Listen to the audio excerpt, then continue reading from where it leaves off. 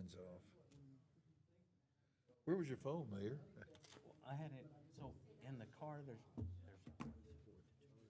Oh. At this time, the mayor will call to order the regular city council meeting for 7 p.m. Tuesday, October 26, 2021 at the city council chambers, 201 East Nash Street, Terrell, Texas. We have a remote Grady Simpson, District 2. We have absent District 3, Mayor Ronnie Velasquez, Deputy Mayor Pro Tem. She is excused. We have with us here in chambers District 4, Stephanie Holmes Thomas, and District 5, Tim Royce, Mayor Pro Tem. At this time, Grady, would you turn your mic on, lead us in invocation, please? Yes, Mayor. May we bow our heads, please. Oh, Father God, we come giving you another day of thanks. We appreciate all you've done for us. We thank you for keeping us through all the adverse circumstances that have hit our city with the pandemic. We have lost some, oh God, and we pray for those families. We just ask that you would give them strength in your word, allow them to see a bigger vision for their life and what you would like to do with them and for your will. We pray for this council. We pray that, God, you will help us to seek your understanding and not lean to our own understanding so that we may be guided to do the right thing for our city, for our citizens, so that all may benefit and experience the abundance that you desire for the city of Terrell. In Jesus' name we pray, amen. Amen. I pledge allegiance to the flag of the United States of America and to the republic for which it stands, one nation under God, indivisible, with liberty and justice for all. Honor the Texas flag. I pledge allegiance to thee, Texas, one state under God, one and indivisible. All right. Our next item on the agenda is to hear mayor and council community recognition of events and people within the community. I'd like to thank the K-Kids from GLA for the gifts that they brought for council members. The little pumpkin is from the K-Kids and the GLA classes. We want to say thank you for their support. Also, today we received news that a former mayor, county commissioner, well, no, he's not a county commissioner, he was a county judge, Hale Richards, is not going to seek re-election. And I wanted to take this time to recognize him as someone in the community who has given much of himself in community service. He was a council member, former council member.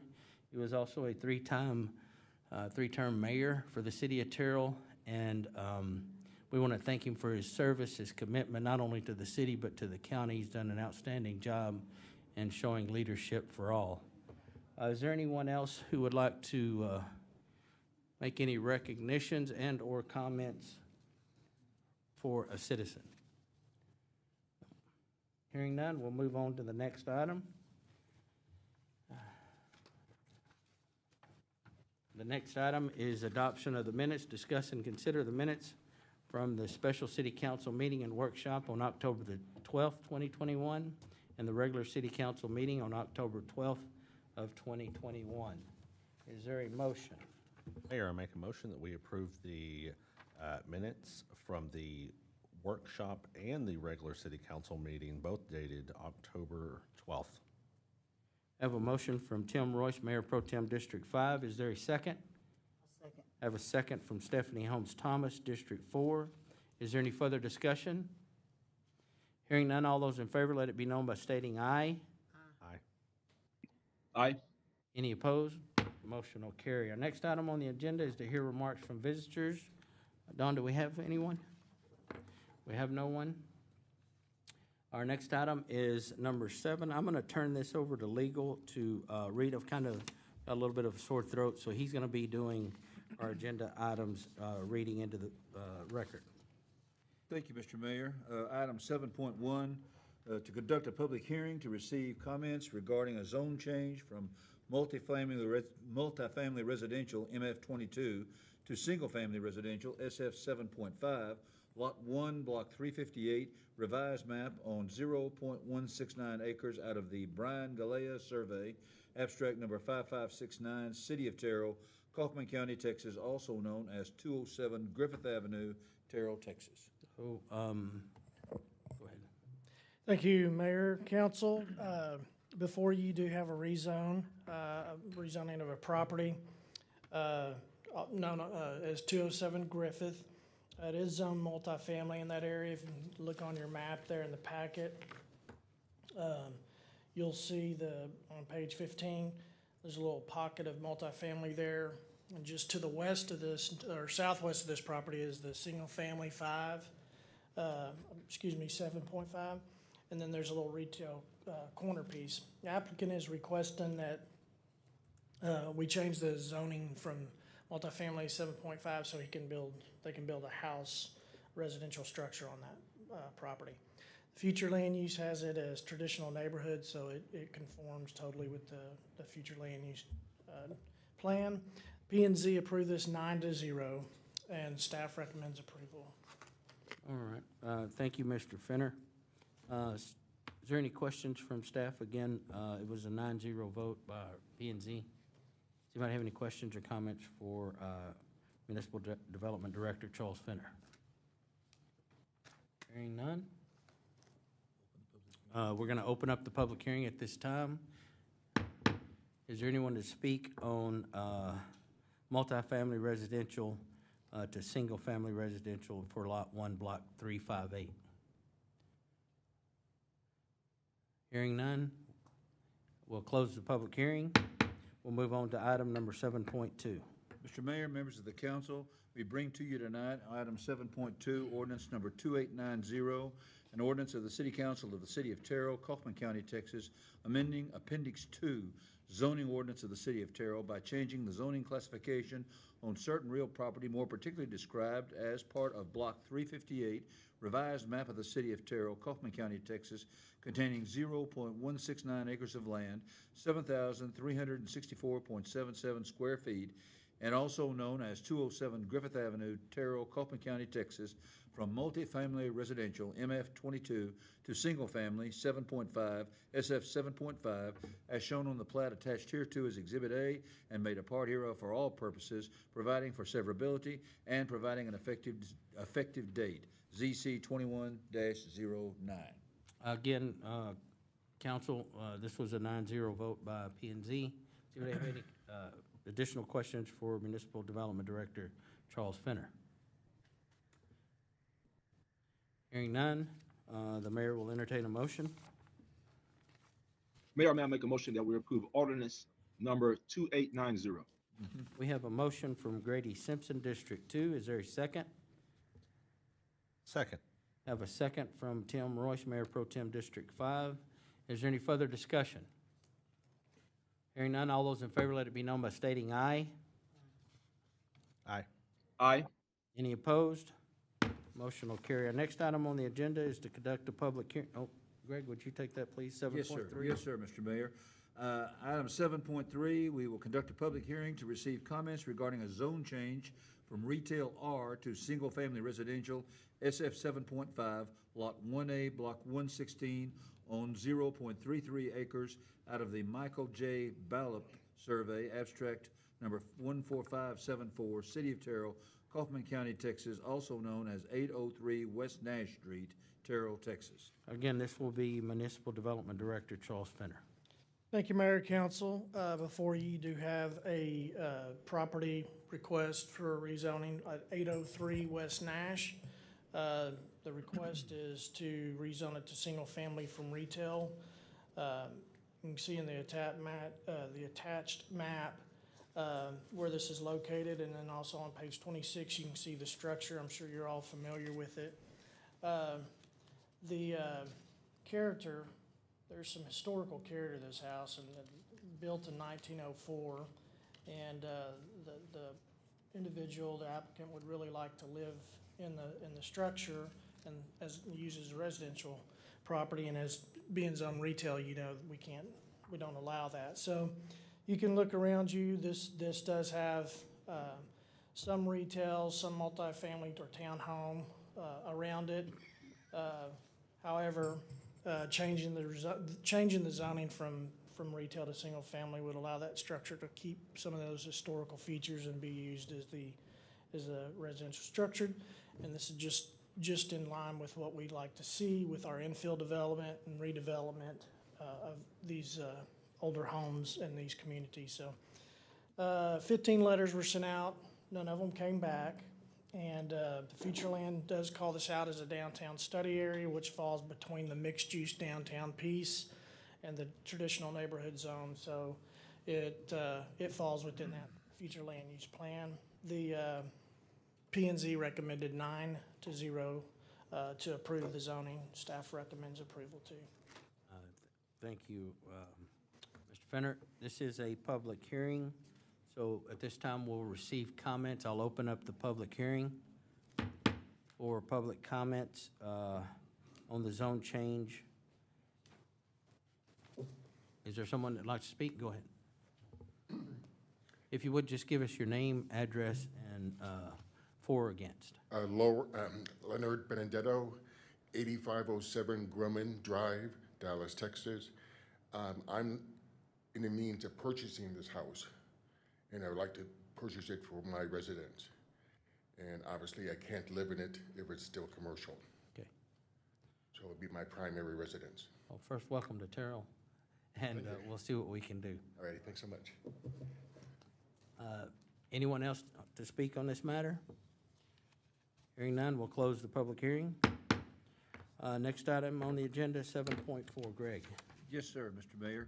Mr. Mayor, members of the council will bring to you tonight ordinance number 2891, an ordinance of the City Council of the City of Terrell, Kaufman County, Texas, amending Appendix 2 zoning ordinance of the City of Terrell by changing the zoning classification on certain real property, more particularly described as Lot 1A, Block 116, Western Addition to the City of Terrell, Kaufman County, Texas, and also known as 803 West Nash Street, Terrell, Kaufman County, Texas, from Commercial C to Single Family 7.5, SF 7.5, as shown on the plat attached here to as Exhibit A and made a part hereof for all purposes, providing for severability and providing an effective date, ZC 21-08.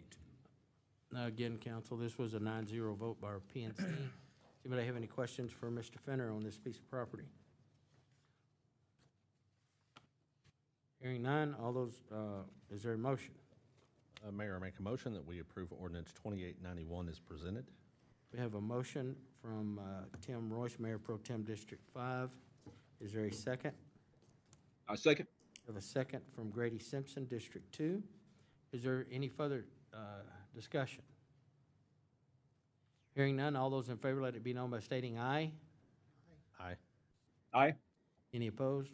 Motion will carry. Our next item on the agenda is 7.5. Council? Yes, sir, Mr. Mayor. 7.5, conduct a public hearing to receive comments regarding a request to amend a specific use permit to allow Platinum Chevrolet Cadillac Auto Dealership a maximum of 75,000 square feet per building. The property is located generally west of FM 148, being 26 acres of land, conveying to Terrell 8020 LTD as recorded in deed records of Kaufman County, Texas, and being in the John C. Hale Survey Abstract 202, City of Terrell, Kaufman County, Texas, SUP 20-01, Ordinance 2871. Again, Municipal Development Director Charles Fenner. Thank you, Mayor Council. So, excuse me, I'm gonna try to confuse you here if I can to go through all of this. Not really, I'm gonna try to simplify it a little bit. You have seen this project many times through the process, through the initial SUP that we did for the 14 acres initially, and then we had done a plat for them so they could purchase the property, and then they had submitted a construction plat. So all that's written down there in the staff report of what has happened. When they were looking at this second piece of property, they were doing their due diligence.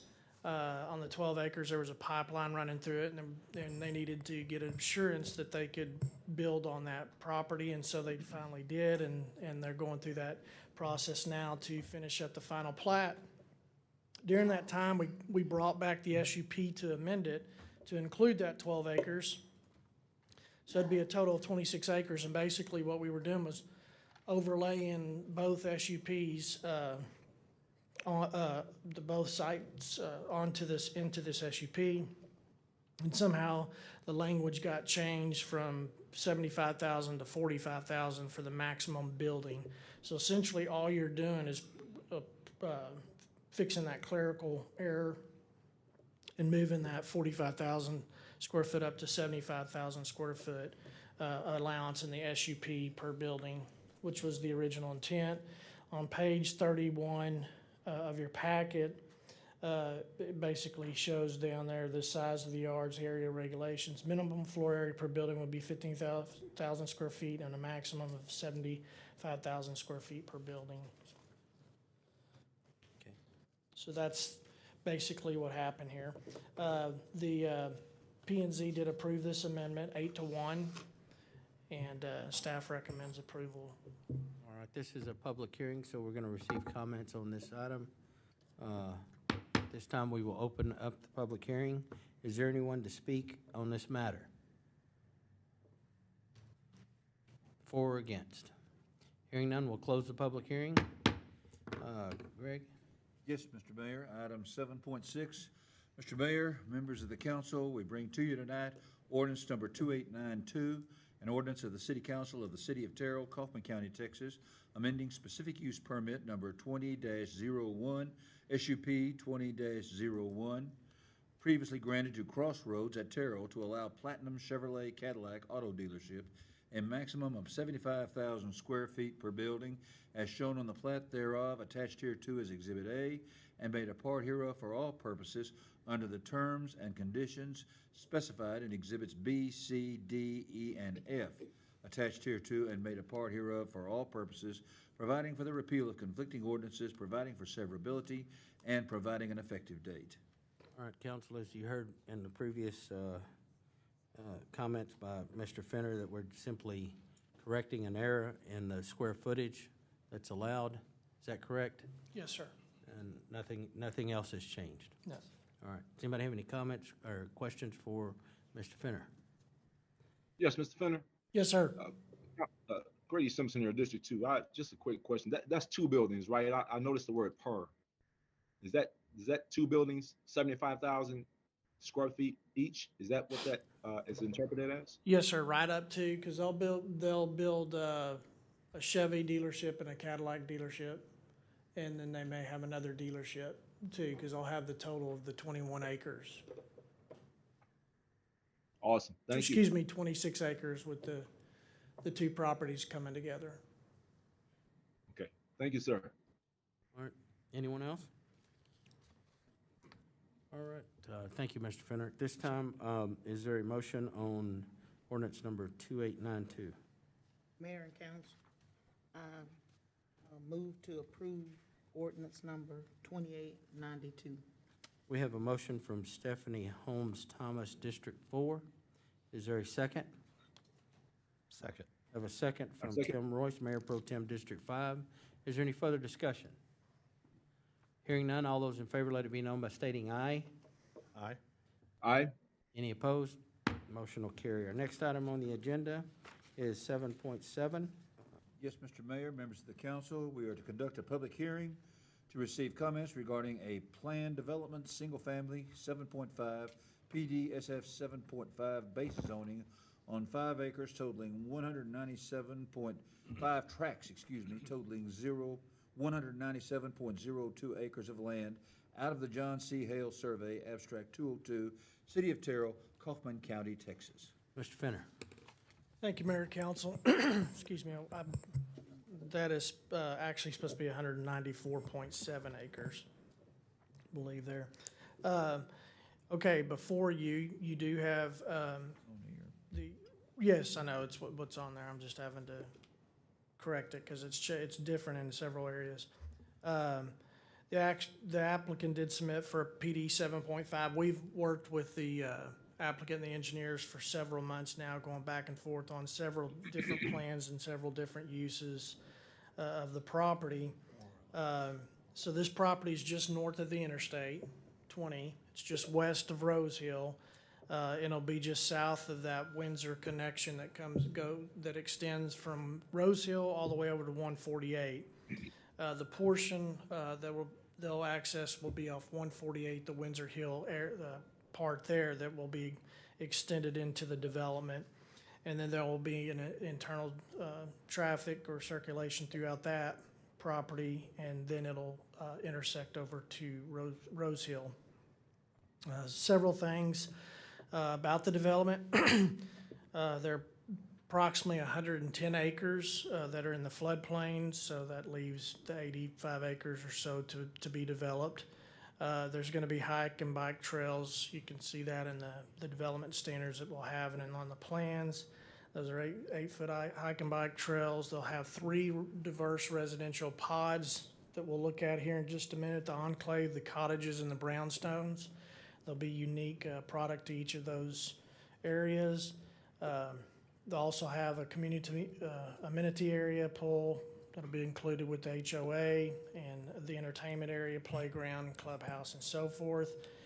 We'll have the same thing with our planning. Our streetscape will make as much as we can on any of the areas that are any thoroughfares or any residential streets throughout there to have that canopy built there. Be nice entryways, especially coming off they've done some additional buffering, 30-foot additional buffering off the Rose Hill to make that a very welcoming entrance there. They'll have, I believe, up to 3 recreational lakes on the property. So the next steps here after this would be to negotiate any type of developer's agreement that we may have, and there'll have to be some in there, something done for the extension of Windsor Road. How we're going to handle that. And then, of course, from that point on, they'll be submitting construction plats or a construction plat for the whole property and engineering, and then and at that point they'll decide how they're going to final plat this out and what they're going to do as far as building the infrastructure. So if I'm going to go a little bit into their standards here.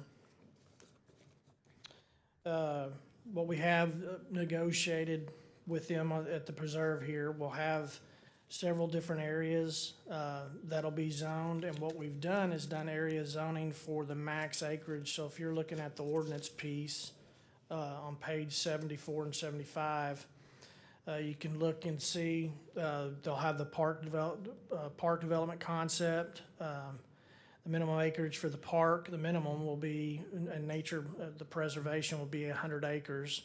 There'll be a HOA, assure proper maintenance of all that, all the park areas, entry features, construction, detention areas, 8-foot wide public and hike and bike trail, starting at the southern boundary of the enclave, following the boundary of the floodplain. And of course, you know, it'll connect over to the Rose Hill, the 148 over to Rose Hill, which then will connect into the woodlands trails that will go all the way to the east towards Rockwall to their boundary. A minimum of 2 retention-detention ponds. Those will be set up, and that'll have a lot to do with how we drain some of that project. There's going to be 3 different pods. Talk to those a little bit.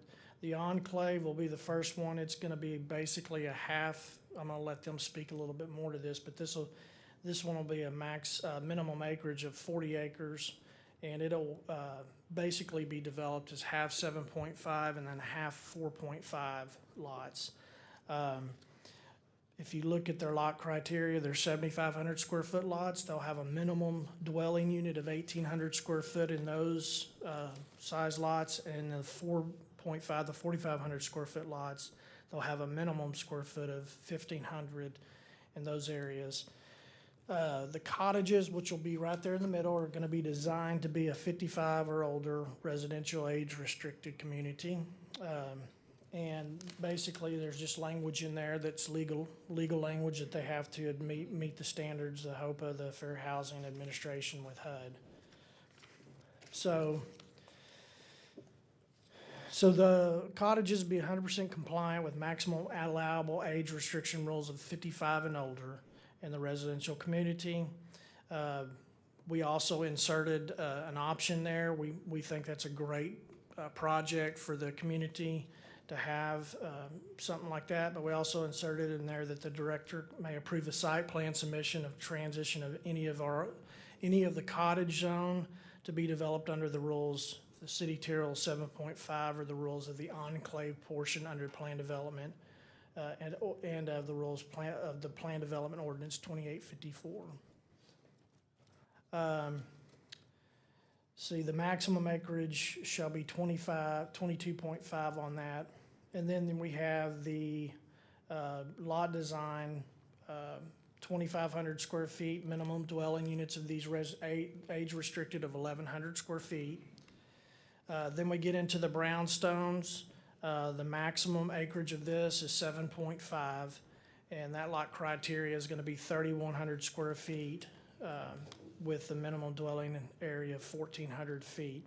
So following will be required for the brownstones, which will basically be right off the entrance of Rose Hill. There'll be an additional 30 feet will be provided to the 20-foot required landscape area buffer along there, so that'll essentially be 50 foot there with a meandering sidewalk and landscape buffer berms up in that area. And that required, well, it just said it, that required sidewalk on Rose Hill will meander through there. Sidewalks from each unit facing Rose Hill will connect to the meandering sidewalk along Rose Hill. Within that buffer, it talks about what they'll be planning. And then we get into the exterior requirements and talk a little bit about those. And then again, we get back into the landscape street requirements. I'm gonna let them talk a little bit about that, if that's okay, to move into, so they can have their time to talk a little bit in support of kind of the connection and the thoroughfare of what they're trying to do and the Muse development piece that they have going, and just the quality that they're wanting to bring. So if there's any questions for me before they speak a little. Well, so, you know, as we move forward with these developments that are coming to the city, my take from the council is that we're all looking for quality. These meet the standards that we've set forth in all of our policies, right? Ordinances. Are they just meeting the minimum? Are they doing more than? They're doing more than. We're driving quality in these developments as much as we can, and some of that quality is gonna be a unique mixture of product and mixture of lot size and so forth, but we want exchanges and we wanna have amenities that build quality, and we wanna have curb appeal, if you will, to build the quality. We just don't particularly care for the U-shaped road with track homes built on a 7,000 square foot lot. We want something else to go with it too. Well, what we don't want is to be difficult to work with. However, we do want to make sure that we're bringing quality for our citizens. So it's a give and give on both sides, right? Yes, sir. Okay. Let's go ahead and hear from. I have a question. Oh, go ahead. Yes, sir. Tell me a little more about the lots on the ones, the development area that's called the cottage, as far as the size of the lot and the house square footage. Okay, so what you see, talking about the square footage, or you just talking about? In lot size. Okay, so the lot sizes on the cottages are developed, as you know, for the retirement. So they're gonna be a smaller lot area, and they're gonna be a minimum dwelling unit of 1,100 square foot. So there'll be, the development type of how they're doing that, they can explain a little bit to that if you want. Do you guys have pictures of that stuff with you? Okay. So They can explain a little bit of how that green space works into that, Fenner, to the front door. Let me step in for just a second, and let's see the presentation. And I think some of it's going to be answered in that, and then we'll. Do you want to open the public hearing on that? Yeah. Yeah. So what we're going to do is open the public meeting, hear some comment, and then let the council get involved. Okay. Okay. So at this time, we will open the public meeting and hear comments from those in the public. Yes. Good evening, Mayor and council members. My name is Thomas Fletcher with Kimley Horn, 6160 Warren Parkway, Frisco, Texas. I am the consulting engineer for the developer of this project. I appreciate the opportunity to be here tonight and present our project, and then also want to thank staff. As Charles mentioned, we've been working with staff for the last several months trying to ensure that this preserve at Rose Hill is a quality addition to the city of Terrell. Let's see if... So this is the location of the site. It's currently zoned ag. It has single-family SF 7.5, ag, PD, and other uses around it. There's also some multifamily and some commercial zoning that's kind of to the south and the southwest. The PD proposal is consistent and compatible with the surrounding uses. This is showing the future land use plan. It is compatible with what we're proposing.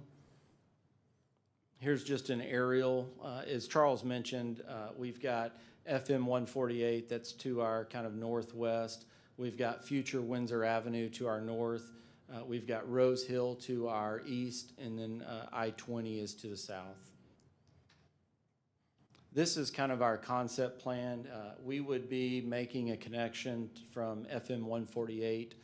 We would build the southern portion of Windsor over to the development. There would be internal connectivity from Windsor all the way over to Rose Hill.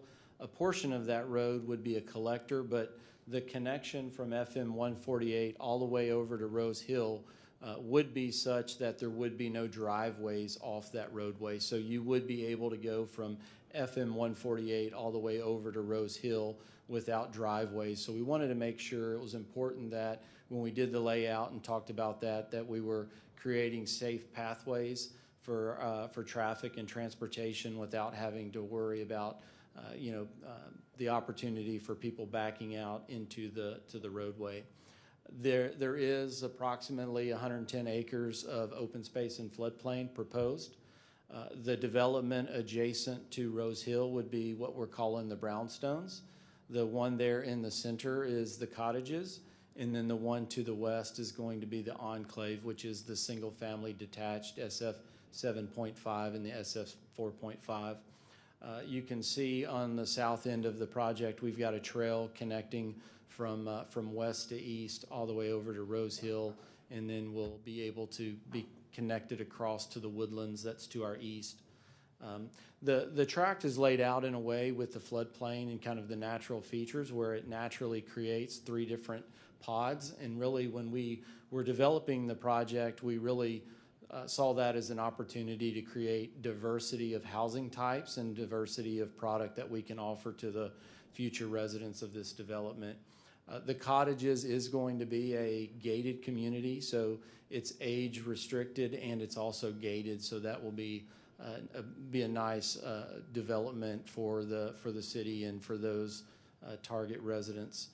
There will be an amenity center as part of the project. It's going to be located in the cottages so that it's central to the development, but it will be all of the development will be part of that HOA and part of the amenity center, so all our residents will have access to that.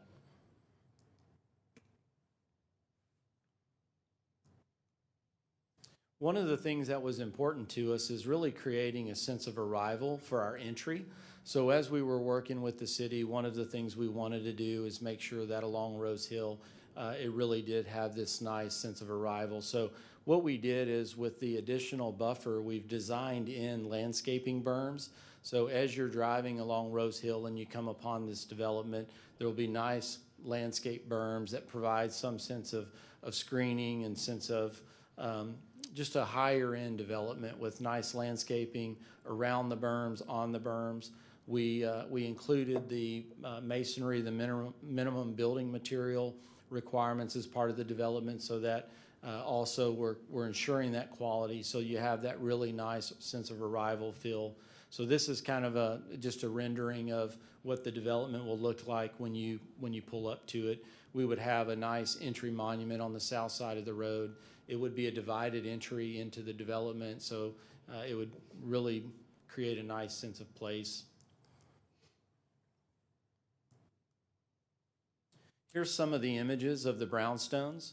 The image on the bottom left is one that we really are showing for the kind of the porches and kind of the different architecture, but the other 2 images are more in liking to what the masonry requirements that are within the PD would require. So we would anticipate that really kind of a combination of these pictures is what the brownstones images would look like.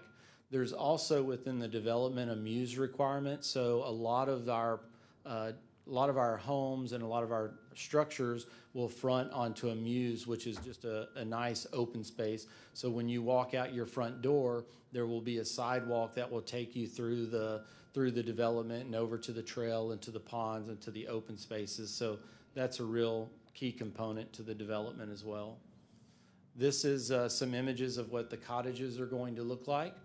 These are age restricted, so the sizes of these homes are going to be smaller in nature for that target audience of 55 and older, so there's less maintenance associated with that. The development would be such that the maintenance would be included within their HOA, so there would be someone maintaining the grounds.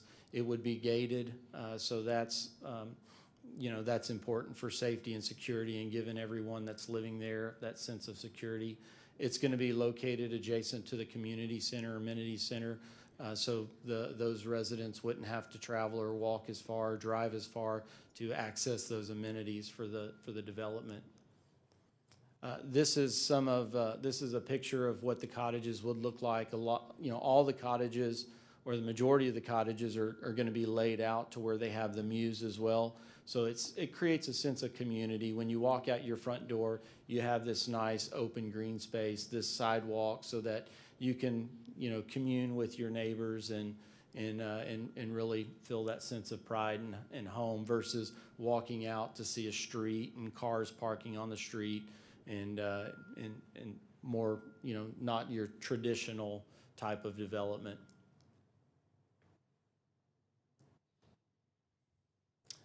Like I said, over the one key component to the park is that it is going to be owned and maintained by the HOA.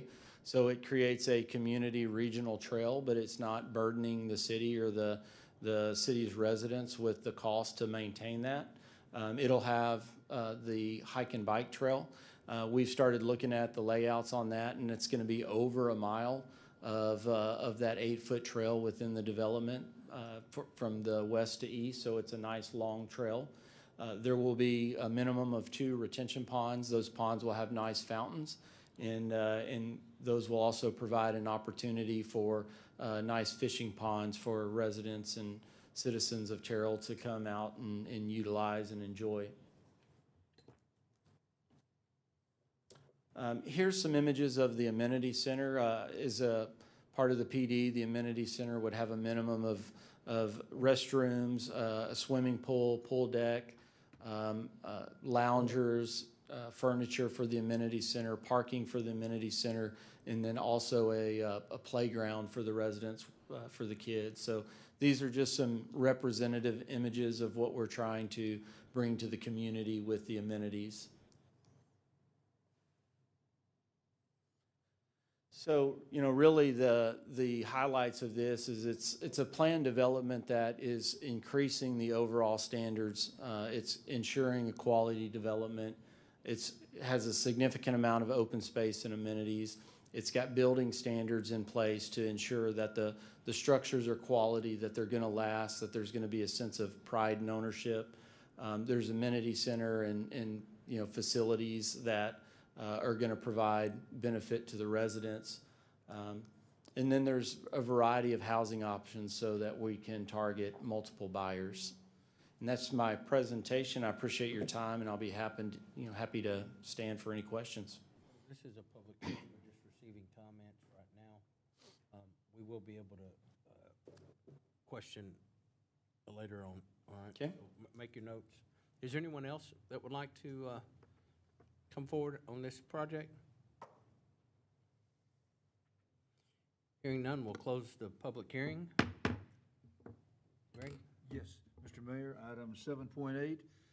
Mr. Mayor, members of the council, we bring to you tonight ordinance number 2893, an ordinance of the City Council of the City of Terrell, Kaufman County, Texas, providing for the creation of a planned development, PD 21-04, under the provisions of Section 31A, Appendix 2, zoning ordinance of the City of Terrell on certain real property adjacent to Interstate Highway 20, consisting of 194.798 acres of land, out of the John C. Hale Survey, abstract number 202, Kaufman County, Texas, and more particularly described by meets and bounds on the plat and legal description attached hereto as Exhibit A, and under the terms and conditions specified in Exhibits B, C, D, E, and F, and made a part hereof for all purposes, providing for the repeal of conflicting ordinances, providing for severability, and providing an effective date. All right, so at this time, I would like for the Kimberly Horn gentleman to step forward again. And your name was?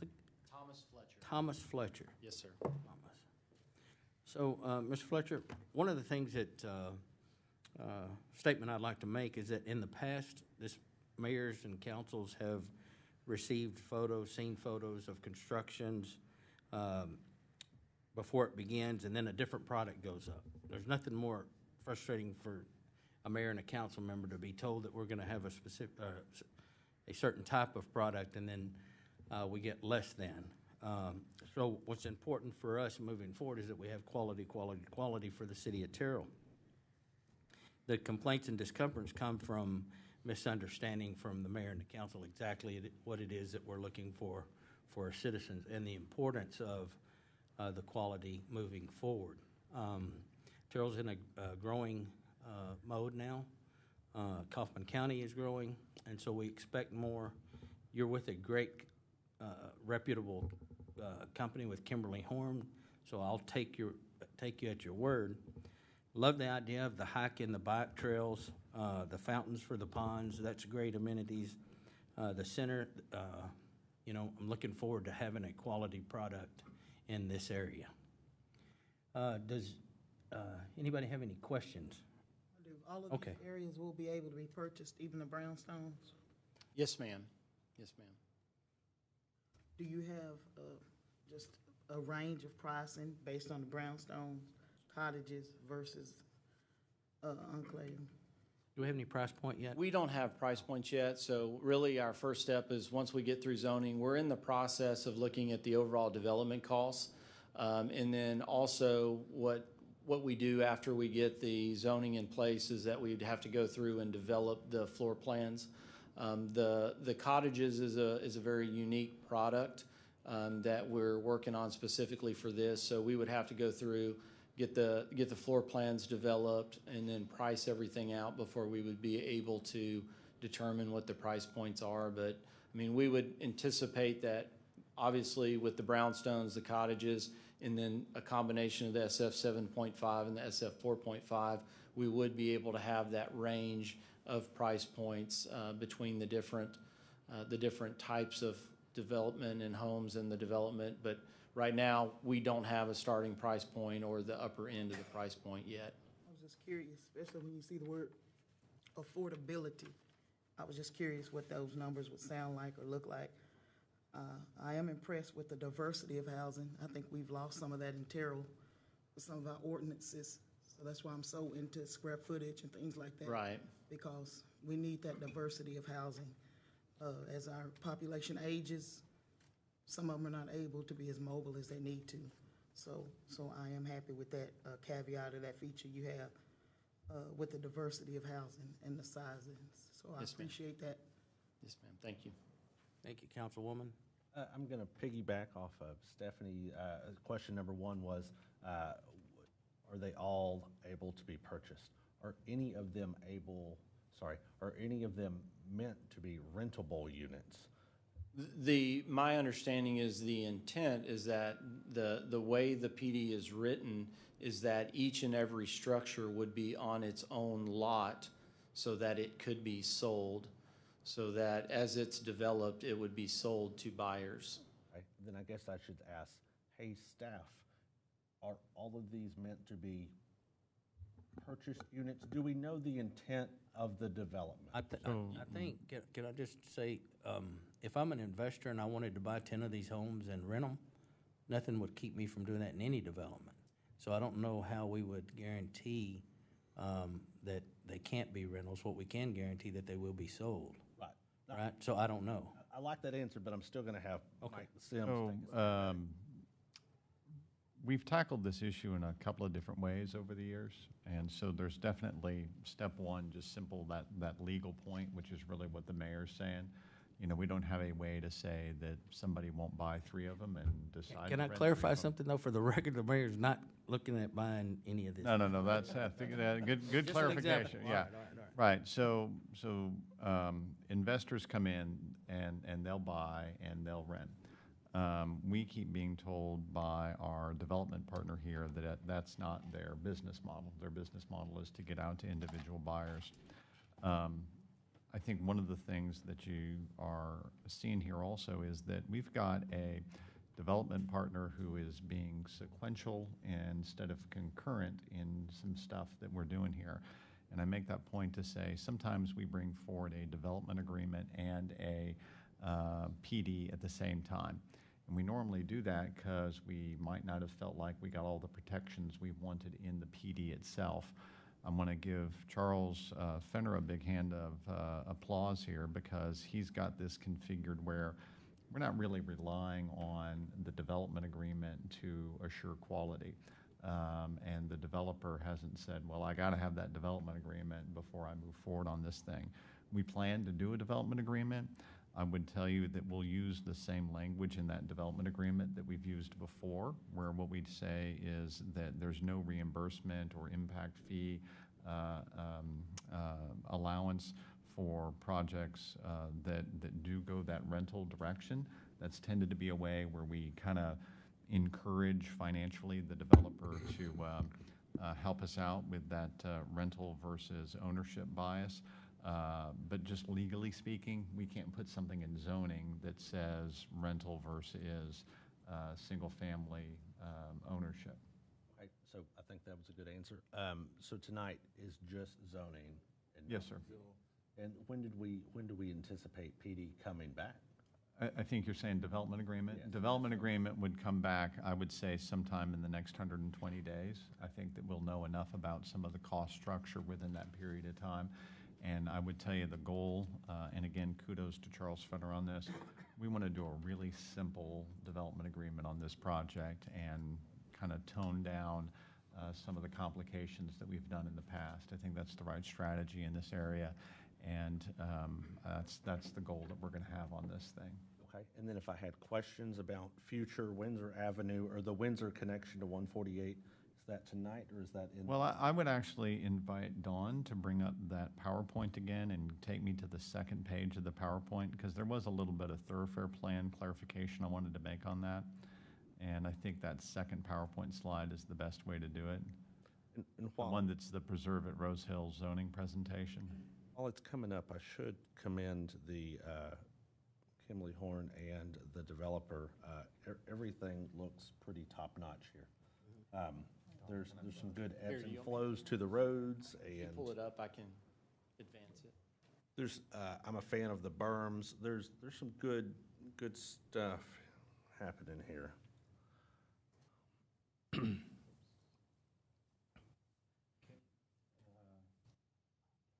Mike, were you going to discuss I'm the gonna use road this connection? one. This is fun.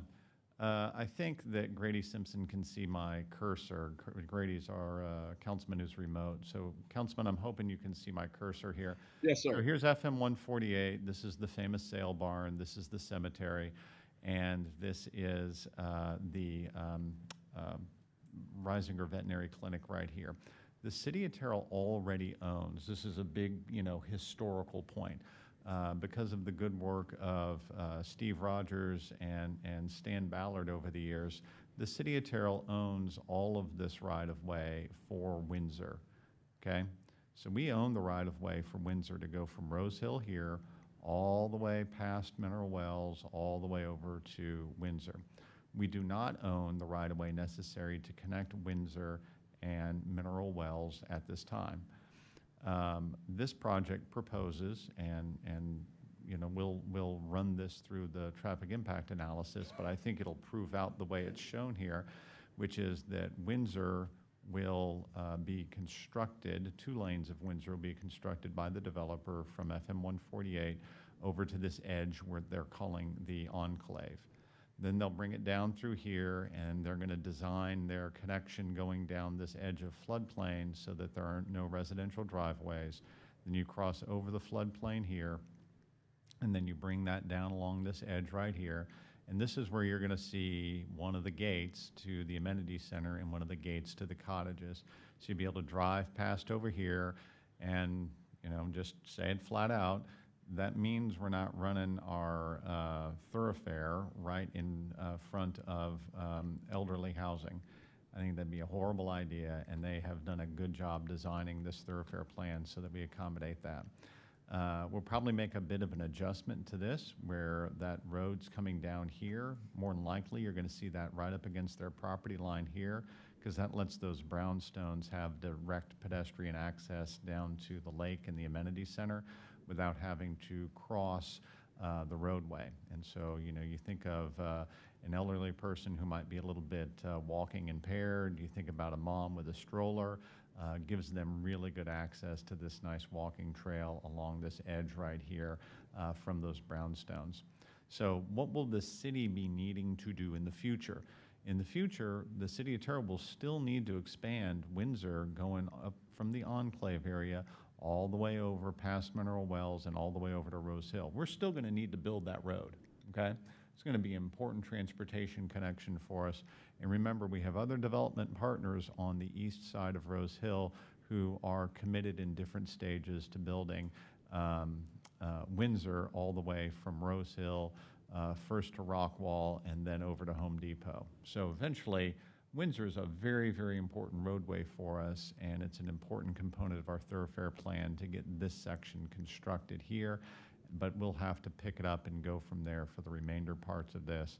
We'll have to have a project that probably won't be particularly fast-moving to acquire the right-of-way from this intersection here and go up to connect up to that dead end of Mineral Wells. That's a land purchase issue and you know, quite a few other steps forward. I'm going to tell you that's going to go real slow because we're just not going to be in a position real quickly to make that connection to Mineral Wells. But that will be a future goal, is to connect Mineral Wells to Windsor here. So there's a lot of very good thoroughfare plan elements that come out of this. And again, kudos to the team. Not every developer we work with does as good a job of listening as these guys have done. So I'm going to thank them for that, and thank Charles for explaining to the developer the point of view of our city. I think he did a really good job in that in the process of doing this work. I think it's good, and that was a good explanation. This has a good plan that says, hey, I can run a fire truck or a police car across the town appropriately. It's a good connection.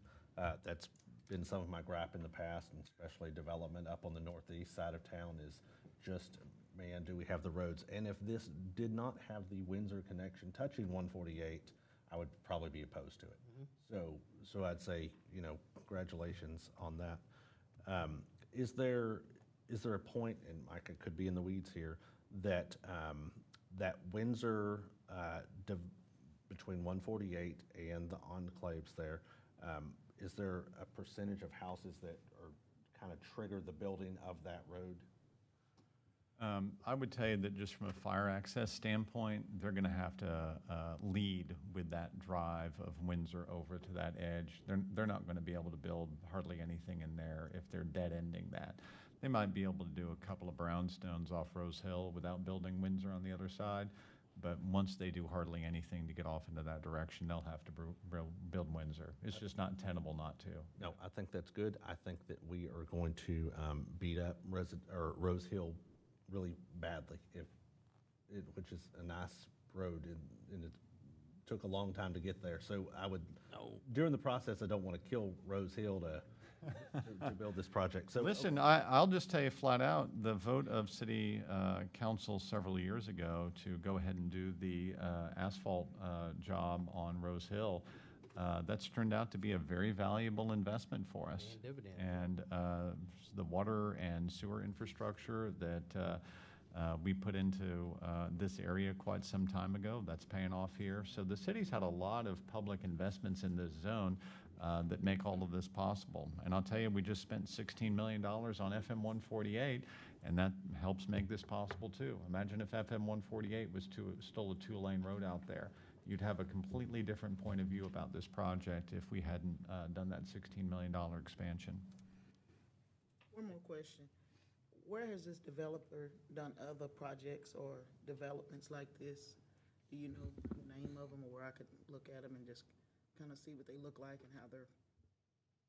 Bill, did you want to come up and talk about it? The question is where are some of your other developments that she could look at? I know.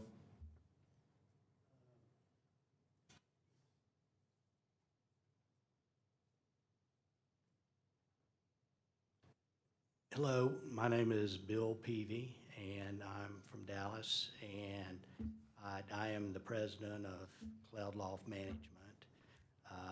We've been in business since 2000. I've been in the development business since 1980, originally with Brook Hollow Corporation, which was a subsidiary of Texas Industries. And I've been doing commercial, residential, and mixed-use developments since 1980. And do a lot of office condominiums, do a lot of land entitlement, have built office buildings, land developments, single family, retail, no apartments. And I can put together a list of developments you can go by and see if you would like. I love that. Okay. You're welcome. Anyone else? All right. Thank you very much. Thank you. You bet. Just want to thank Mr. Peavy for being here tonight, and I appreciate your interest in the city. Look forward to doing business with you. Council, would you read item 7.8, please? I believe we've already read that one, Mr. 7 Mayor. We're just going ready for a motion, if the council is Oh, okay. to do so. All right. So is there a motion? Any further discussion? Hearing none, is there a motion? Mayor, make a motion that we approve ordinance 2893. We have a motion from Tim Royce, Mayor Pro Tem District 5. Is there a second? I second. We have a second from Grady Simpson, District 2. All those in favor, let it be known by stating aye. Aye. Aye. Any opposed? Motion will carry. Our next item on the agenda is 8.1, discuss and consider park board appointment. Mayor and Don? Coun- Yes. Yeah, Mayor and Council, the Park Board has one position open that needs to be filled. That is the position of Micah Rice, who does not wish to be reappointed. And in your packet are 3 applications, and this board is under the oversight of Tim Royce. Mayor Pro Tem, you have a suggestion or recommendation? I have a suggestion, and I'm going to make it in the form of a motion. All right, let's do it. So, Mayor, with that being said, I'm going to make a motion that we approve Kimberly Cheney to the Parks Board. I have a motion from Tim Royce, Mayor Pro Tem District 5. Is there a second? I have a second from Stephanie Holmes Thomas, District 4. Is there any further discussion? Discussion, just for the record. Yes. Council and Mayor, Kimberly resides on Griffith, and she has about 25 years of interior design and architecture that she does. So Great. we think that that will be an asset to the Parks Board. I think so too. Very good. And I understand she is the sister of Mayor Frisco, so she has a little bit of knowledge about how parks should be built. Well, okay, there we go. Is there, So we got a motion and a second. I have a motion and a second. Is there any further discussion? Hearing none, all those in favor, let it be known by stating aye. Aye. Aye. Aye. Any opposed? Motion will carry. Our next item on the agenda is discuss and consider award of North Alley Construction Project. This is Mike McKeska.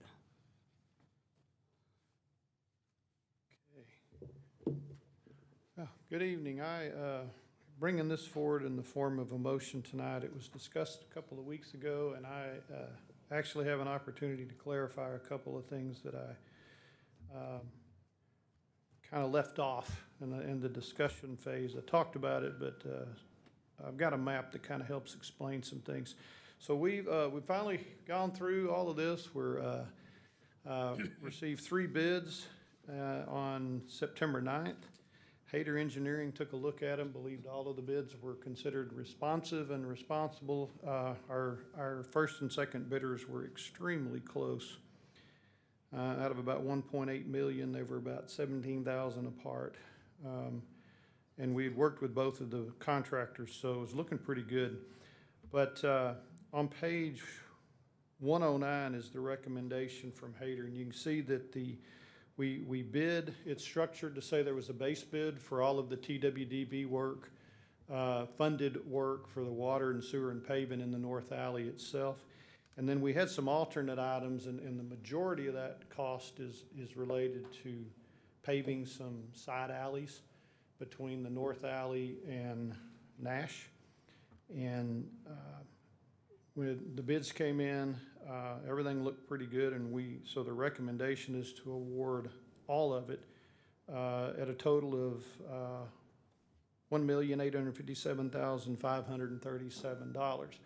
The funding would be split between the Water Development Board, which is about $1.659 million, and then the additional items, the alternate, there was some money remaining in the Rose Hill and Griffith CO, and we were looking for opportunities to spend that down and do some additional paving work and so forth.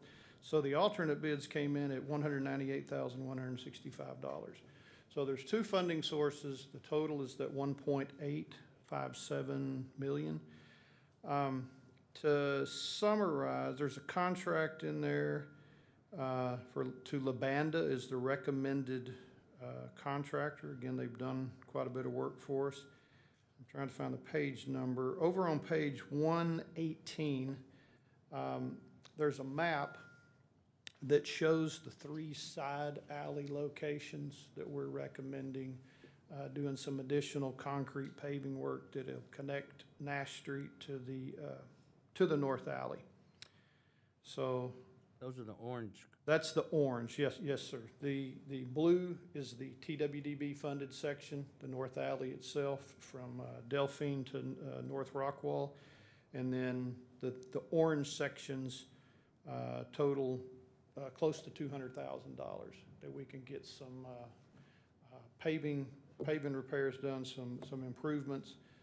The one section over on the east of Virginia is actually a rock, mostly rock right now, a little bit of asphalt maybe. And so the other 2 sections are between Old City Hall and Wells Fargo.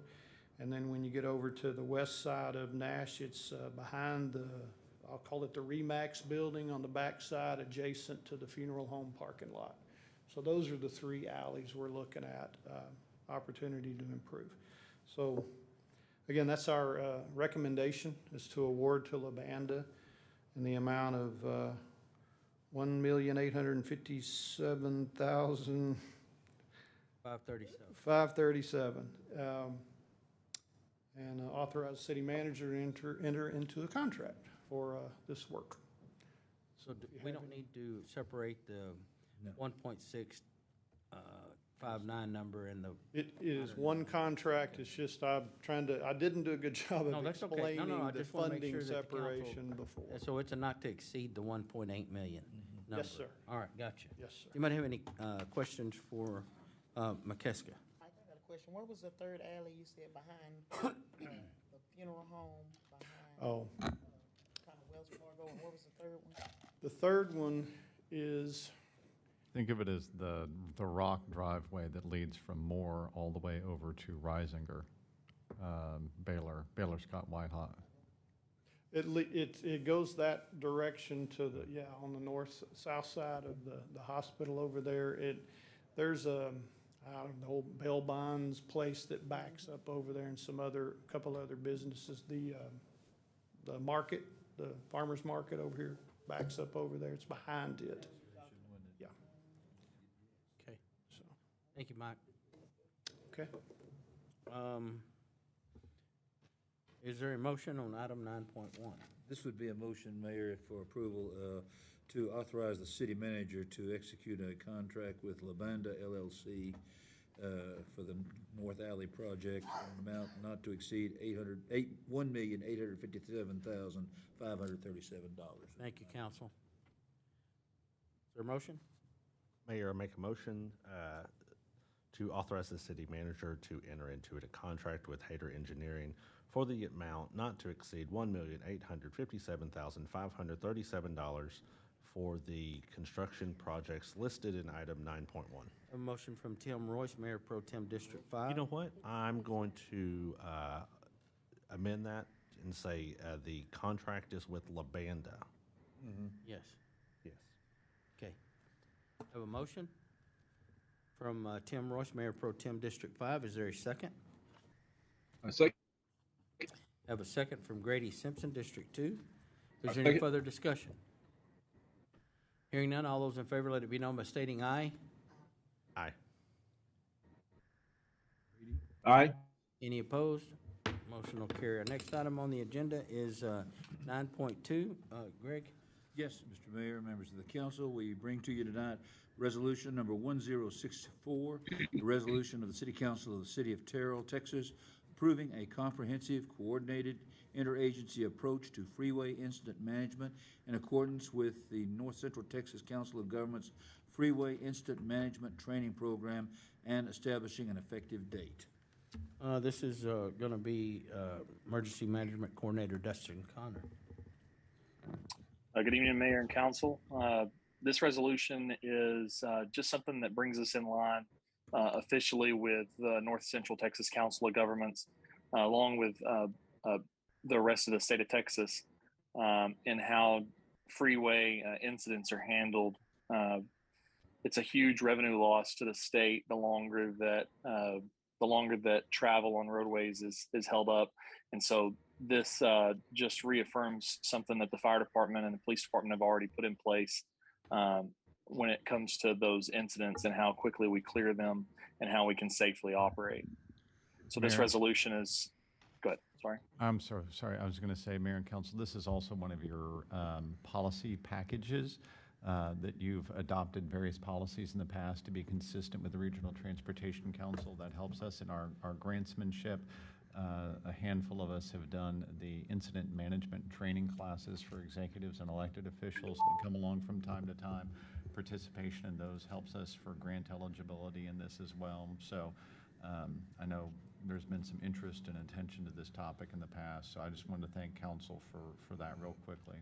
Pardon me for interrupting you, Dustin. You go right ahead. Go ahead. I was just gonna circle back. This is just the next step for a grant project that we're going to work on, is for the council to actually adopt something that in your packet is actually a copy of the fire department policy on this very thing. It's just a resolution that we need the city to adopt. All right. Thank you, Dustin. Again, anything that we can do to qualify ourselves or move us up on the ladder when they start scoring these projects is a good thing for the city of Terrell. Any questions for Mr. Connor?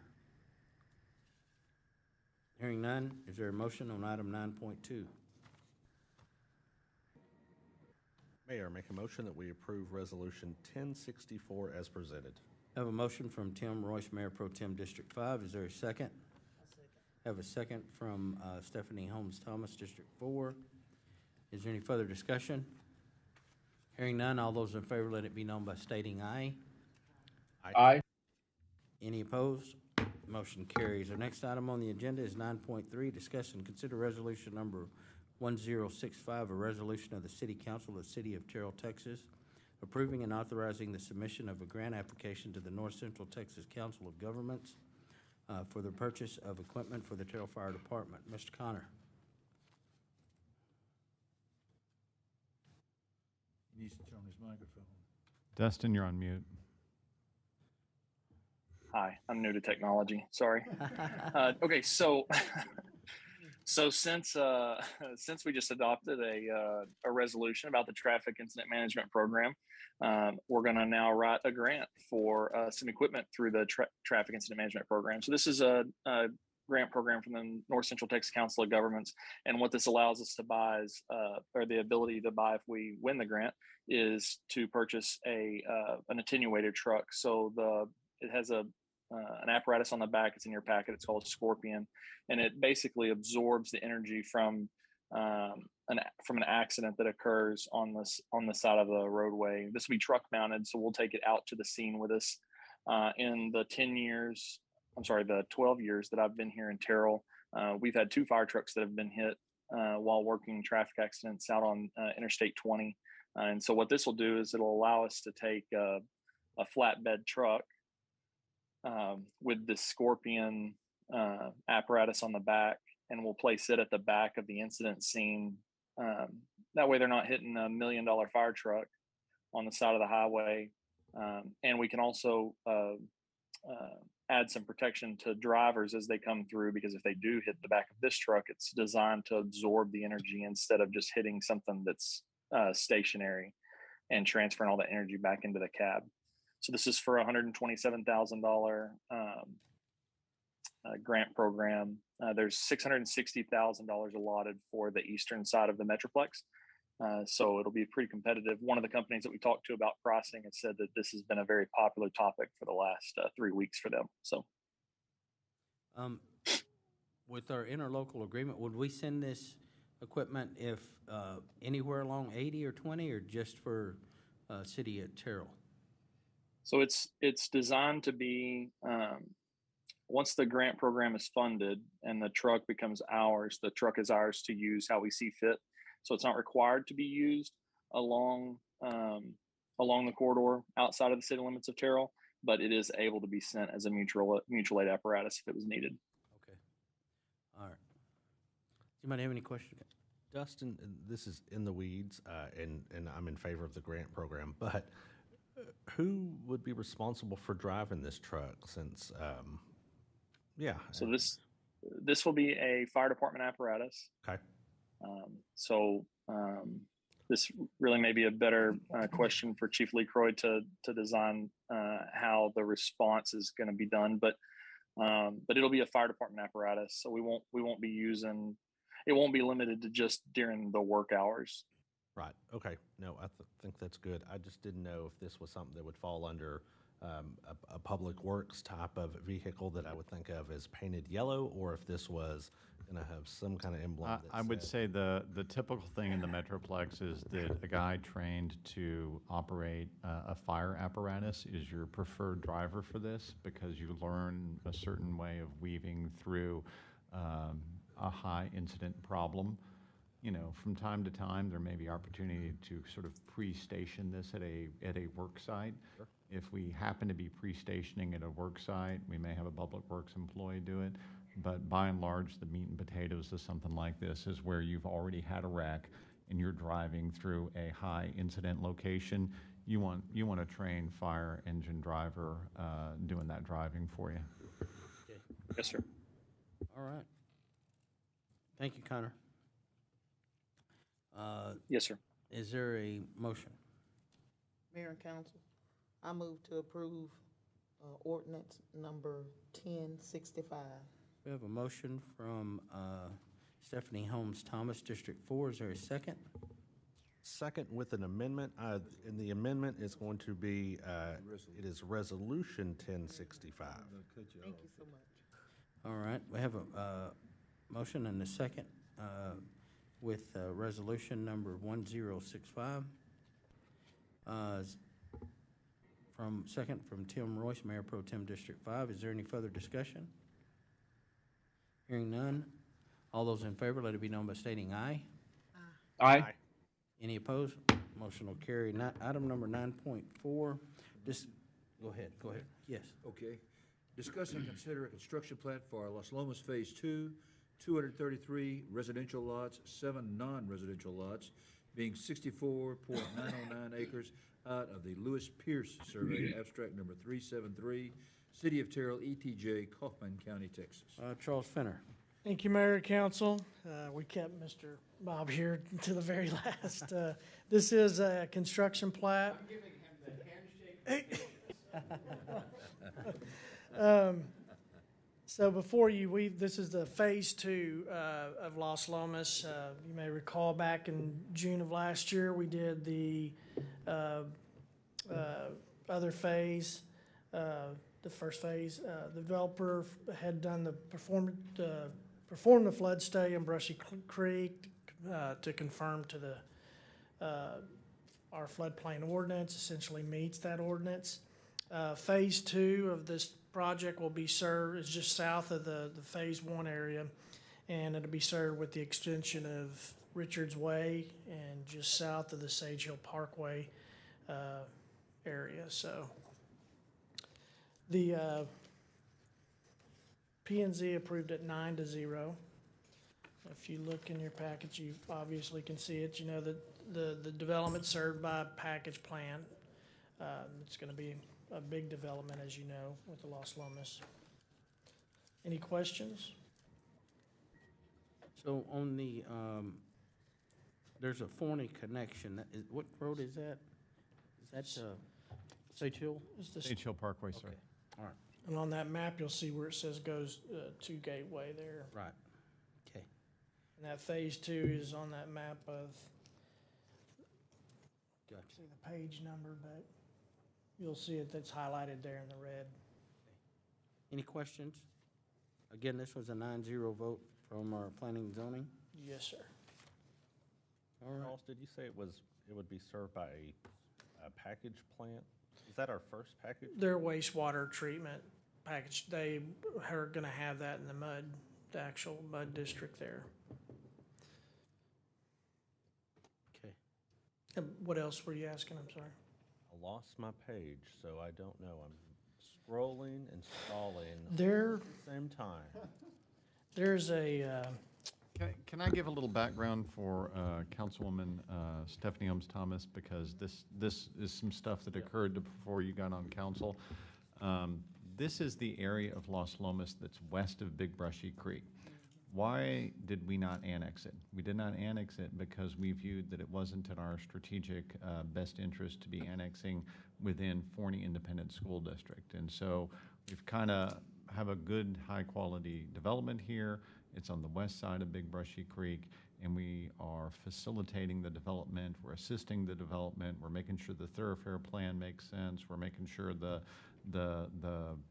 water, sewer, all of that stuff makes sense. We're doing the engineering on it, but we do take a little bit different of a hands-off approach over here because it's not land we're involved in annexing. So. Okay. and we've had them include in the packet, you'll see their sewer easement, their sanitary sewer easement that we had them include because it's would be off-site of these phases, first phases, so it runs from the railroad all the way to 20. Okay, and it's in the ETJ, but it's Forney School District, is that? Yes, sir. Okay. And does this meet just our general standards for? Oh, yeah. Yes, sir. And there's a developer's agreement out there too that you, Okay. pretty thick one that you see. Okay. Okay. All right, is there a motion on 9.4? Mayor, I make a motion that we approve item 9.4 as presented. I have a motion from Tim Royce, Mayor Pro Tem District 5. Is there a second? I have a second from Stephanie Holmes Thomas, District 4. Is there any further discussion? Hearing none, all those in favor, let it be known by stating aye. Aye. Aye. Any opposed? Motion will carry. Our next item on the agenda is 9.5. Thank you, sir. Mr. Mayor, members of the council, 9.5 is to discuss and consider a final plat for Foley Farm, Lot 1, 2, and 3, Block 1 being 29.990 acres out of the William R. Spencer Survey, abstract number 491, City of Terrell, ETJ, Kaufman County, Texas, also known as 14638 Quail Lane. Thank you, Mayor, Council. Thank you, Greg.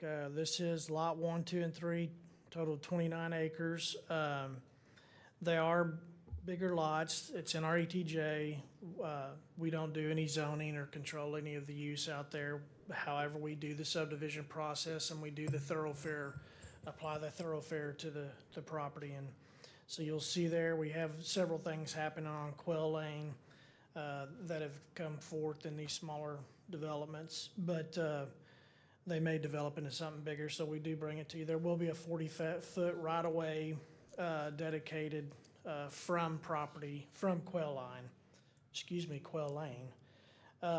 Plat also dedicates a easement through the property too. Meets all the standards and made the dedication, and that's why it's before you. The P&Z did vote 9-0. All right. Does anybody have any questions for Charles on this item? Again, it's a 9-0 vote by P&Z. Hearing none, is there a motion on item 9.5? Mayor, make a motion that we approve item 9.5 as presented. Have a motion from Tim Royce, Mayor Pro Tem District 5. Is there a second? I second. Have a second from Stephanie Holmes Thomas, District 4, I'm sorry. Is there any further discussion? Hearing none, all those in favor, let it be known by stating aye. Aye. Aye. Any opposed? Motion will carry. Our next item on the agenda is 9.6. Yes, Mr. Mayor, members of the council, 9.6 is discuss and consider a final plat for Rios addition, lot 1, 2, and 3, being 12.924 acres out of the Ransom Sowell survey, abstract number 443, City of Terrell, ETJ, Kaufman County, Texas. All right, Charles. All right, thank you. So again, there's 3 lots, 12.9 acres in the ETJ. 3 lots, one consisting of 10 acres, the other lot 2, 1.3, lot 3, 1.5 acres. The property will require 40-foot right-of-way dedication easement. And then we also have a 140-foot thoroughfare that will be dedicated by that plat through there. So the approval for that was the plat dedicates a 40-foot right-of-way access on 301, dedicates 30-foot access easement throughout the property to serve these tracks to make sure everything has access, and then a right-of-way dedication of 140 feet that will be dedicated through the whole property. Planning and Zoning Commission approved the final plat by a vote of 9-0. All right, thank you, Charles. Sir. Does anybody have any questions for the Rios addition? Charles, this map on here seems pretty complicated. Is there any additional staff input on just? Well, It has a lot going on. it has a lot going on, and that's why there's a lot, bless you, to be said that we wanted to make sure everything had access through the property. It also had the thoroughfare piece running through the portion of the property, and so it had to be dedicated. It can be moved later if anything's ever redeveloped there. And then we also had to have some dedication on 301. So if you look at just the aerial of it, it looks simple. And then you get to the next page is the thoroughfare piece, and you'll see where that thoroughfare runs through there. But of course, the plat itself, that's where you have the complication. You have to have a certain portion of it dedicating that right away there to the east or to the west. And then throughout, you have to have an access easement to make sure that these other areas are covered to have access until some other major thoroughfare is running through there. Okay. So if that 10-acre develops or is replatted later, then we have that dedication by this plat. And so that would have to be built at that time. Okay, so just so I understand, we have 2 roadway dedications throughout, is that? Right. So if you look on, And I would say I'm on the black and white plan. yes, right through there, you'll see 120 foot going right down, okay, in just a line, Yes, okay? And then you'll see up front, you see a hatched or diagonal line on County Road 301 where you'll have that area dedicated for the county road piece, okay? Do you know what I'm talking about? The down there on County Road. And then right in the middle, you'll see a dashed line from 301 that goes to the back, and that's gonna be a 30-foot access easement. okay. And the thoroughfare that I'm gonna call it north to south, for lack of a better term, is that a county thoroughfare or is that a city thorough? It's on our thoroughfare plan. They actually We- are concurrent at that location. Yes, Yeah. sir. And that's on the next sheet, the red dotted line that just comes through there. I'm going to duly say that that's going to be a tough one to build one of these days because that's essentially the extension across the Kings Creek floodplain of Wilson Road. So that's a heck of expensive roadway to do, but that's what thoroughfare planning's all That's what about. it's about, and just getting it at this time doesn't means we don't have to buy it later if we're trying to do something. So if they did come in and develop that rest of that acreage and we decided that we weren't gonna do it, or we could move it, if we had a smaller collector that connected throughout the property and got you where you needed to go, we could move it. But at this time, all we wanted them to do was just put it on the plat. Right, no, I think that's great, because these are decisions that help councils in 2030, right? That's right. 2040. Right. Someone will benefit from it way down the road because Right. staff put it in, and, yeah, no, it's great, thank you. Is there a motion on 9.6? Mayor, make a motion on 9.6, that we approve it as presented. I have a motion from Tim Royce, Mayor Pro Tem District 5. Is there a second? I second. I have a second from Grady Simpson, District 2. Is there any further discussion? Hearing none, all those in favor, let it be known by stating aye. Aye. Aye. Any opposed? Motion carries. Our next item on the agenda is 9.7. Mr.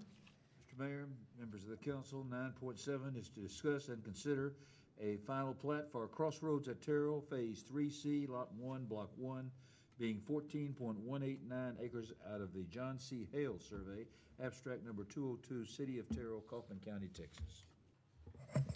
All right, thank you, Mayor and Council.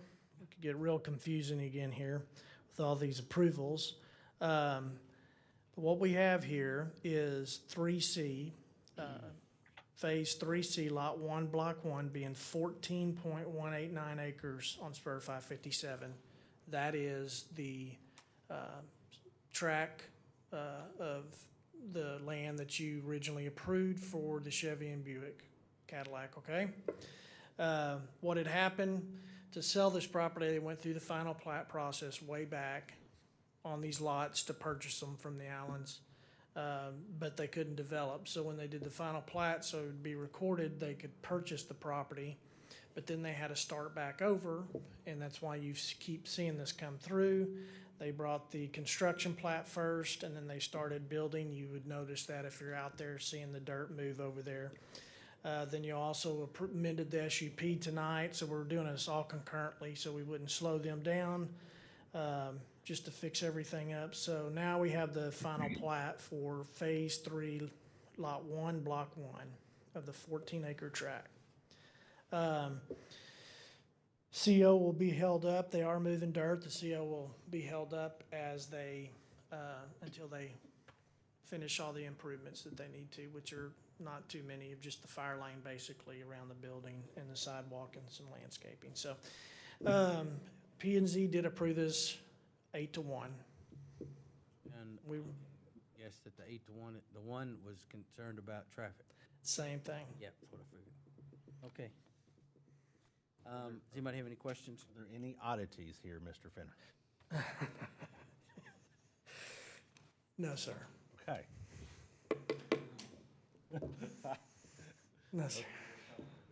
Okay, well then we'll, Is there a motion on item 9.7? Mayor, I make a motion that we approve item 9.7. I have a motion from Grady Simpson, District 2. Is there a second? I'm gonna second the very fast Grady Simpson. I have a second from Tim Royce, Mayor Pro Tem District 5. Is there any further discussion? Hearing none, all those in favor, let it be known by stating aye. Aye. Aye. Any opposed? Motion will carry. We are going to adjourn into executive session in accordance with Section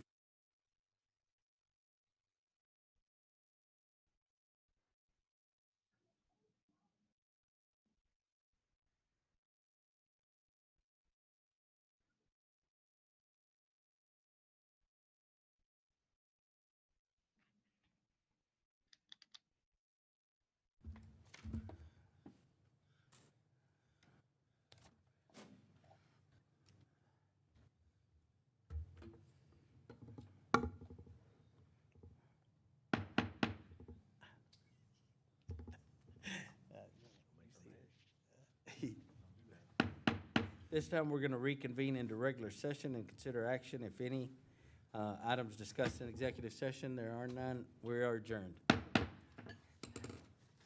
a good night, council. Thank Mr. you. Good Sims? night.